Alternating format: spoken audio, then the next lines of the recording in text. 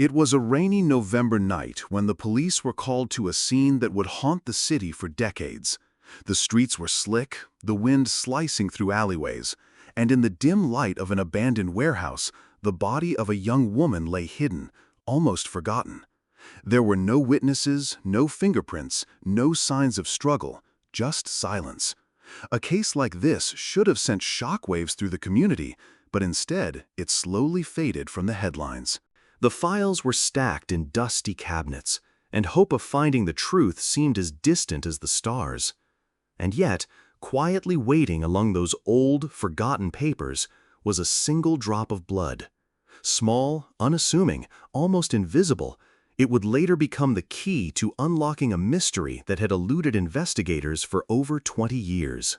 One tiny drop held the power to shatter decades of uncertainty, to bring answers where there were none, and to finally shine a light on a darkness that had lingered far too long. In the early 1990s, the city was bustling and ordinary on the surface, but beneath the streets and sidewalks, there were shadows no one wanted to acknowledge.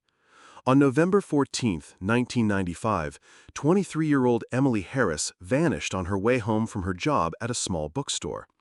Her disappearance initially seemed routine, a missing person case that would be resolved within days. Her roommates called the police, frantic, their voices breaking as they described her as responsible, cheerful, and unlikely to disappear without notice. Officers scoured the streets, questioned friends, neighbors, and co-workers, but every lead led nowhere. Surveillance cameras were few, and those that existed captured only blurry images. The more detectives investigated, the more the mystery deepened. Emily's routine had been ordinary. She had friends, she had family, she had no known enemies, and yet she disappeared without a trace. Days became weeks, weeks became months, and the urgency turned into frustration. Posters of her face were plastered across streetlights and shop windows. Local media covered the case for months, but as time passed, public interest waned, and the case slipped into cold obscurity. The files collected dust, interviews went unreviewed, and the city slowly resigned itself to unanswered questions. During the initial investigation, a single drop of blood was discovered in the warehouse where Emily's body was eventually found. At the time, forensic science could not make sense of it. DNA testing existed, yes, but the technology was still in its infancy.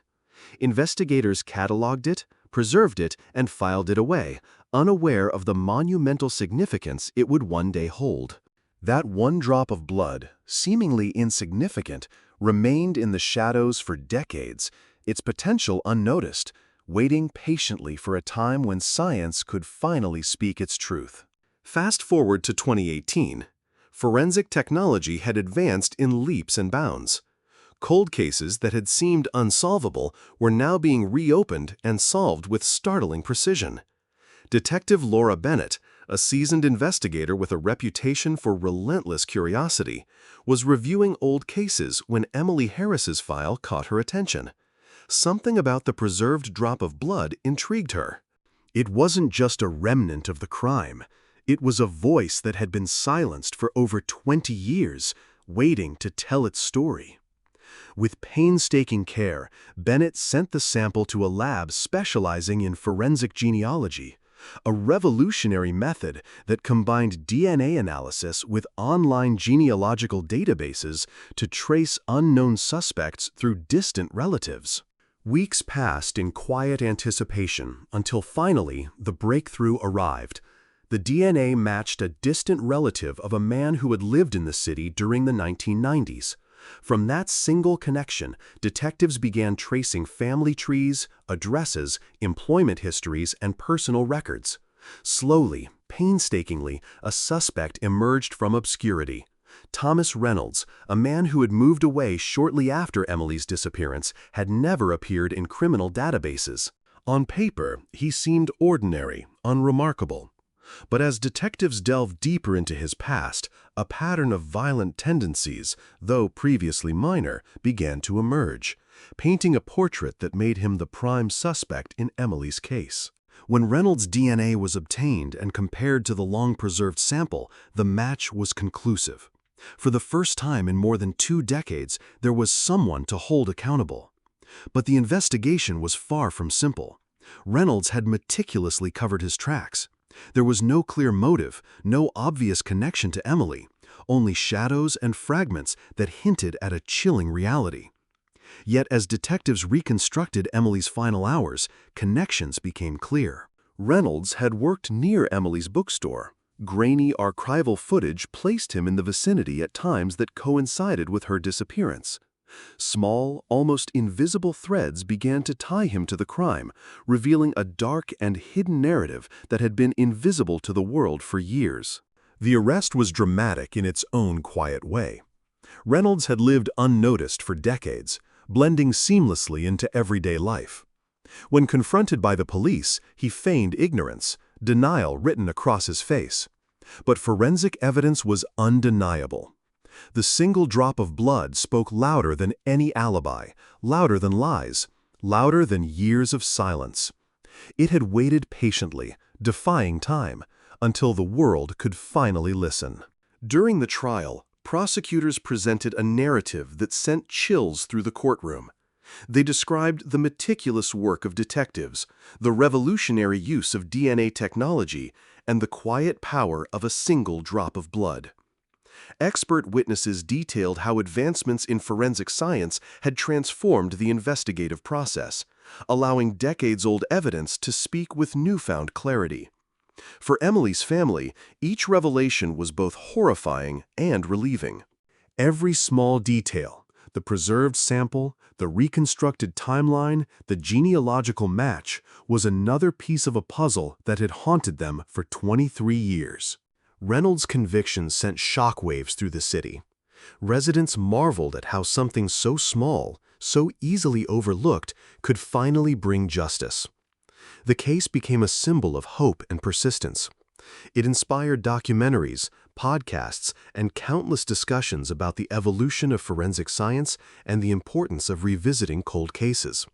It was a reminder that even in the darkest corners of human experience, the smallest details can illuminate truth. The warehouse where Emily's life ended now sits abandoned, a silent monument to both tragedy and justice.